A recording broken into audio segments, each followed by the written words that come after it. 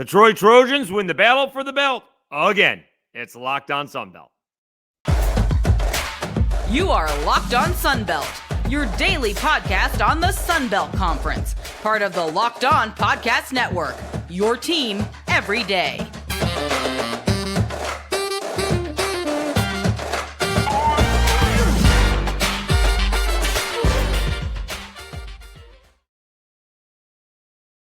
All right, welcome to another edition of Locked On Sunbelt, your team every day. Today's episode brought to you by Gametime. Download the Gametime app, create an account, and use code LOCKEDONCollege for $20 off your first purchase. All right, a heck of a ball game on Thursday night with South Alabama and Troy. We kind of knew it, we kind of didn't. And that's about Carter Bradley, all right? I didn't think he should be playing in the last minute and a half. I'm not sure they should be going for two, and this was against the Cajuns. I didn't even like Colin Lacey fielding the punt with a minute and a half to go, down 33-14. But Carter Bradley leads the Jags on a touchdown drive, makes the score a little bit respectable, but he got dinged up going for two. And so he was ruled out late Thursday, and the line the line didn't reflect it. The line was all over the place. There were some, I don't know of it, but I guess some shady money going back and forth on this, right? Because we've been talking about this game. It was at 6, opened at 6, went down to 5.5, 5, but which is a little bit odd because we weren't sure if Carter Bradley was going to play. Like Troy was favored, but the line was going towards South Alabama. And then AL.com's Craig Stevenson says the line's down to 4.5.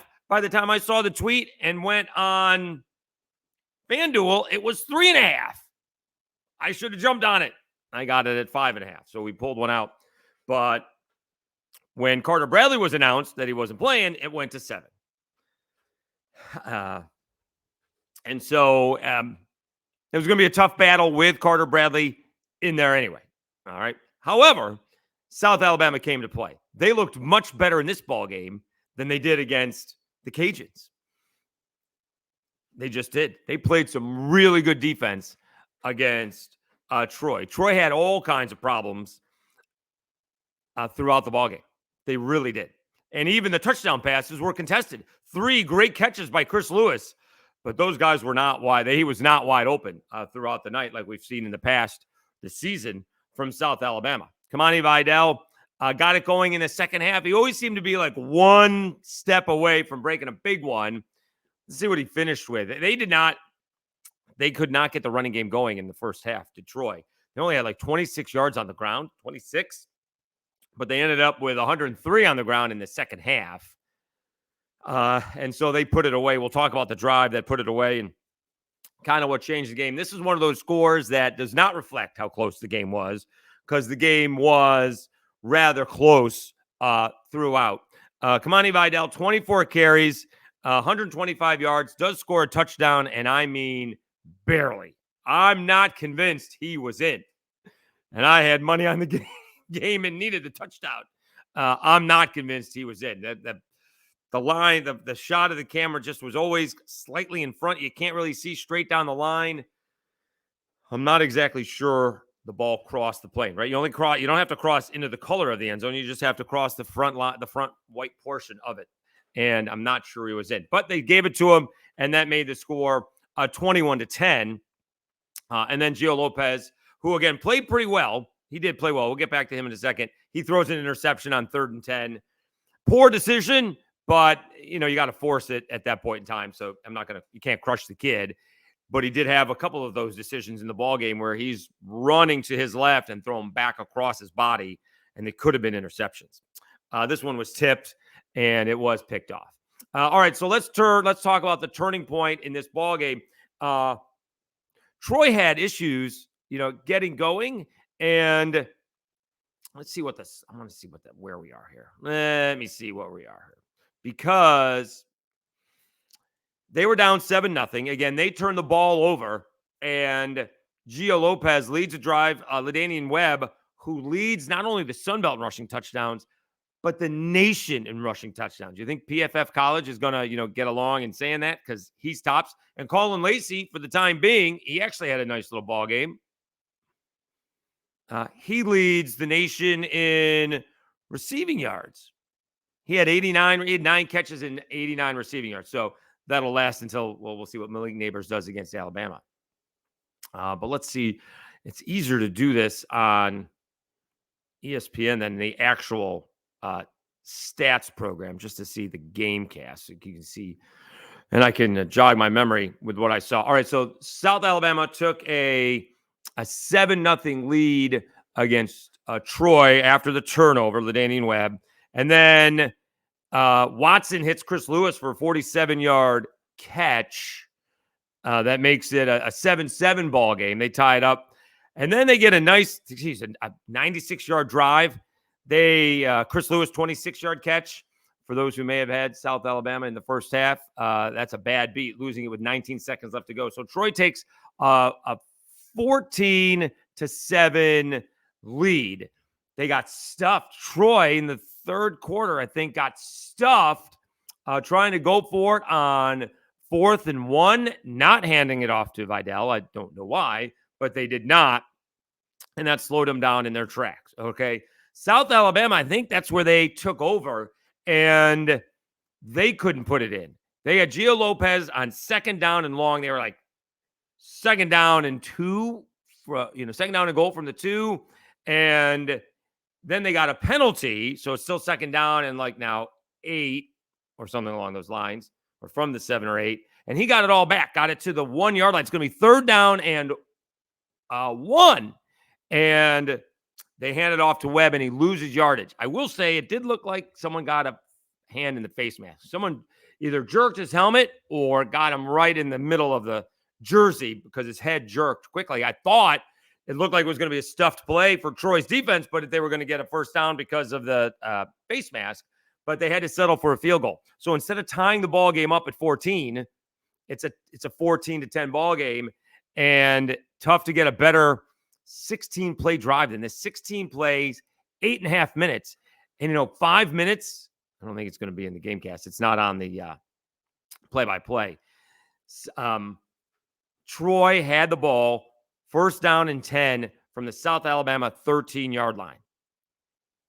5 minutes of that 8.5-minute drive came at that point in time because they used 3 plays to get it a first down, and then they used all 4 plays to get a touchdown. So they wasted 4.5, 5 minutes of clock putting it in, and someone who had 5.5, I was hoping they just kicked the field goal. But they do get the touchdown, and again, I mean barely. I'm not convinced they were in. We did not have the best angle from TV. But a heck of a job by Troy in a game that I thought they were really going to destroy them, whether it was Carter Bradley or not playing. And Gio Lopez, you can see he's got some ability. Got to throw it a little. He's got a heck of an arm. He is a stocky kid. He's not that tall, but he is fast. And I think the future is looking good for South Alabama. Short week, too. Who knows what he could have done if we had a couple more days to prepare. And South Alabama is expecting Carter Bradley back for the Arkansas State game, but we'll see. He gets 10 days to get ready. But it's been a tough season for South Alabama. They're 4-5. 4-5. And they still got to go to Texas State.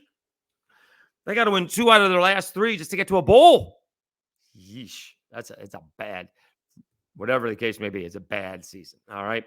Troy improves to 7-2, 4-1. They are on top of the Sun Belt West. Of course, they'll get a couple of extra days off.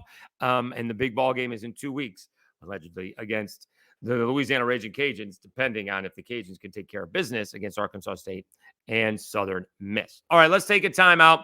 We'll continue to recap this game and preview Week 10 of the Sun Belt. Talk a little JMU in there as well. Let me tell you about, make sure I get this right, Gametime. There we go. You shouldn't have to worry about when you're buying tickets to your next big event. Gametime is the fast and easy way to buy tickets for all of the sports, music, comedy, and theater events near you. With killer last-minute deals, all-in prices, views from your seat, and their best price guarantee, Gametime takes the guesswork out of buying tickets. Gametime has deals on tickets right up to the start of the event and even an hour after it starts. It's the place to find last-minute seats. Find exclusive flash deals and sponsored deals on tickets for football, basketball, baseball, concerts, comedy, theater, and more.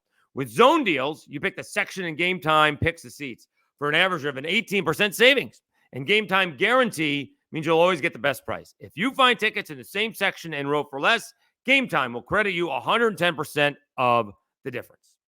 Take the guesswork out of buying tickets with Gametime. Download the Gametime app, create an account, and use code LOCKEDONCollege for $20 off your first purchase. Terms apply. Again, create an account and redeem LOCKEDONCOLLEGE, Locked On College, for $20 off. Download Gametime today. Last-minute tickets, lowest price guaranteed. All right, Dave Schultz, Locked On Sunbelt, your team every day. Do need to look up one thing quickly because it just seems like the group of 5 teams are being left out of the conversation, and I don't know why. Is it for clicks? I don't get it. All right. I do not get it. All right. So these numbers are not included in tonight's action. So technically he's got over 1,100 yards.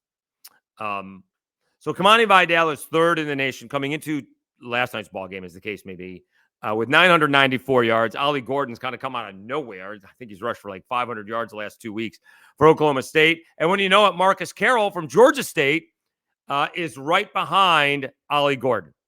Ollie Gordon's got 1,087 yards.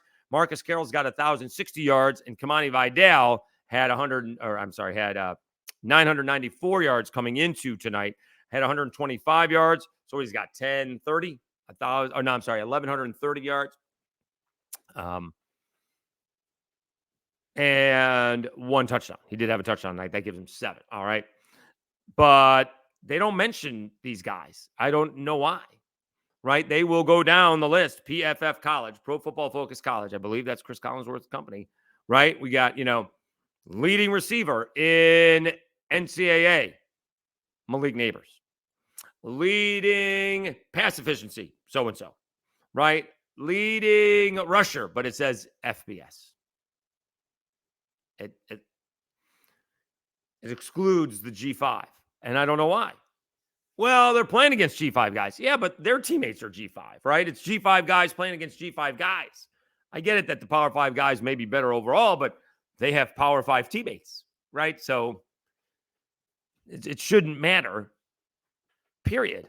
So Kamani Vidal, as of last night's ballgame, leads the nation in rushing.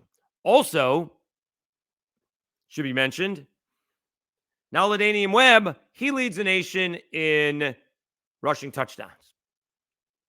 Came in with 13. That was a tops in the Sun Belt. Had 1. That gives him 14. Kerry Robinson for San Jose State has 13. Blake Corum of Michigan has 13. And our guy Marcus Carroll from Georgia State, he's got 12. That's coming into the week. Webb's had 13 coming into the week. Now he's got 14. He leads the nation in touchdowns. Don't give us the FBS junk. Just say NCAA. Now, it was interesting because maybe they got to click on it, or, if you put a Notre Dame guy on there, right? And not to take anything away from Audric Estime, but if you put the Notre Dame guy on there, maybe more people will look at it because it's the Notre Dame guy. All right, but there's nothing to click. You're just going to look at the picture on the Twitter? Come on. Right? And so just go down the list. Leads the nation in rushing. In this case, it would be the Oklahoma State kid, Ollie Gordon. But not as of tomorrow. Or not as of right now, I should say. Not as of today.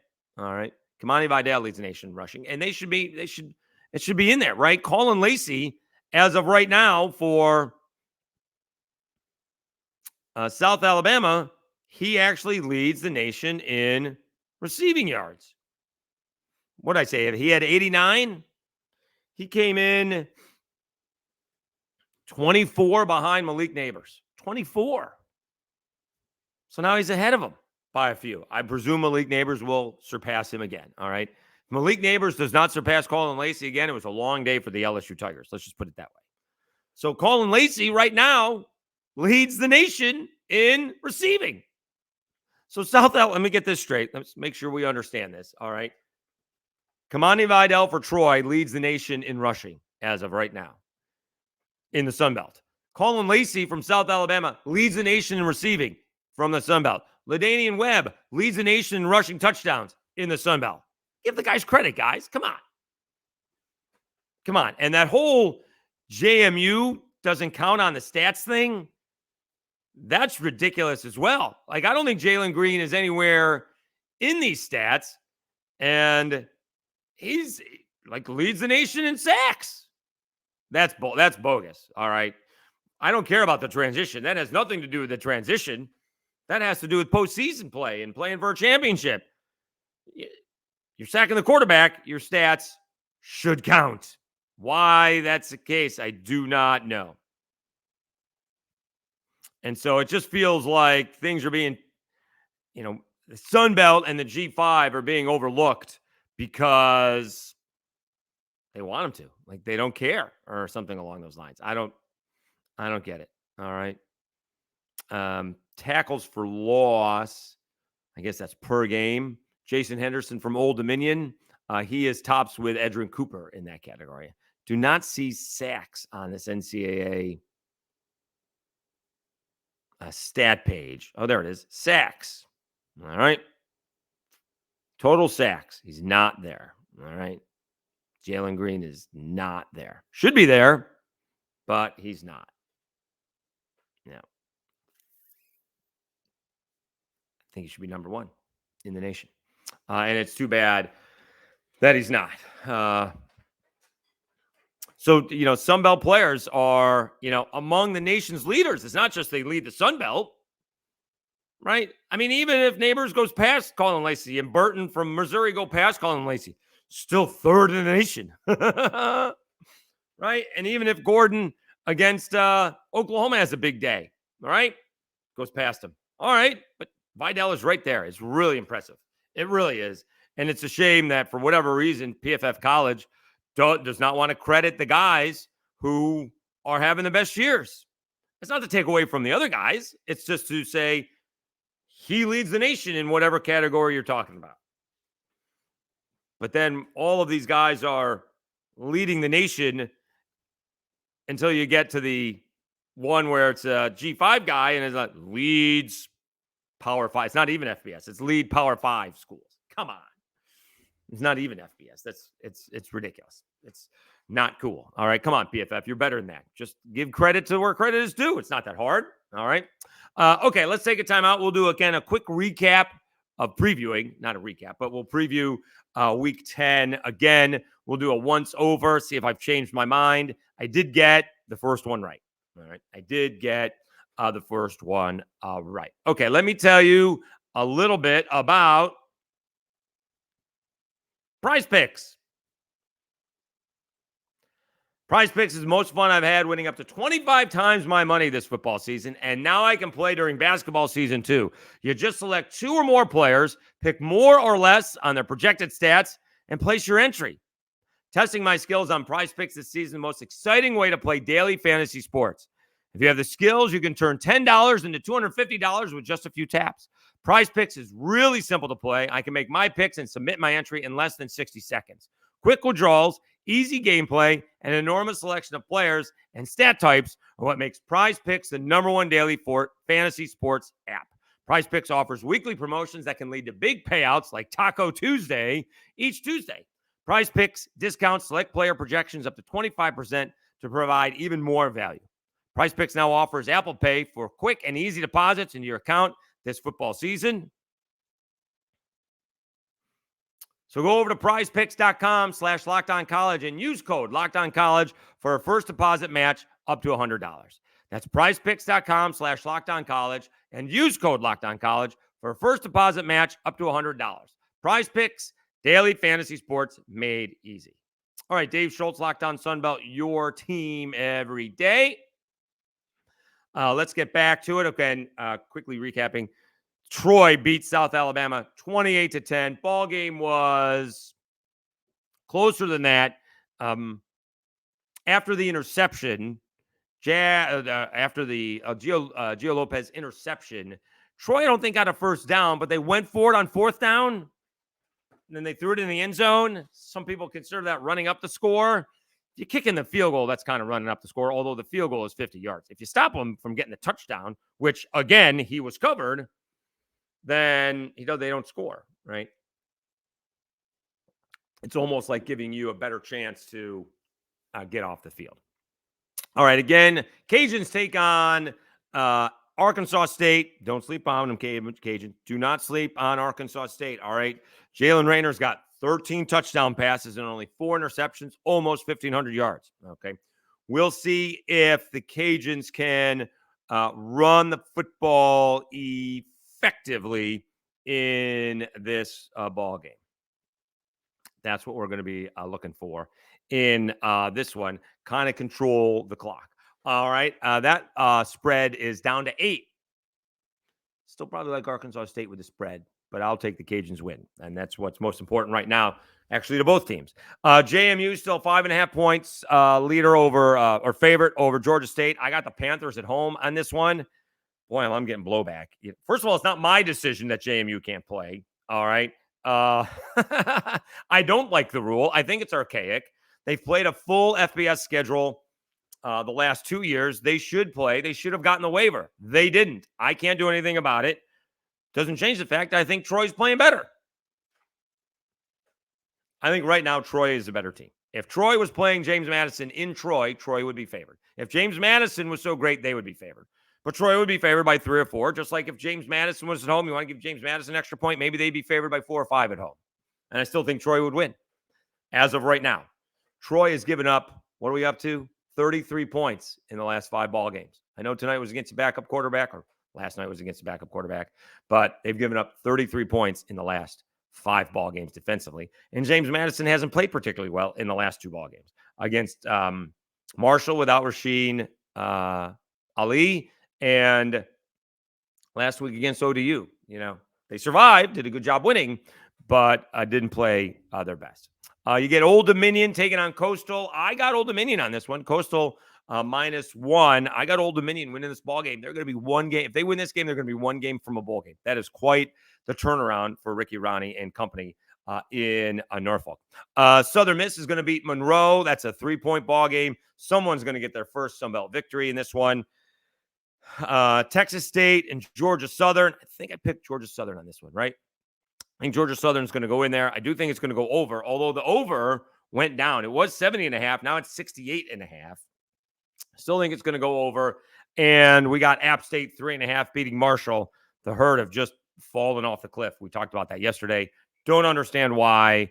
Let's see if they give App State all they can handle. The problem with App State is that they get off to really slow starts and play extremely well in the second half, right? I think Carolina was like that. I think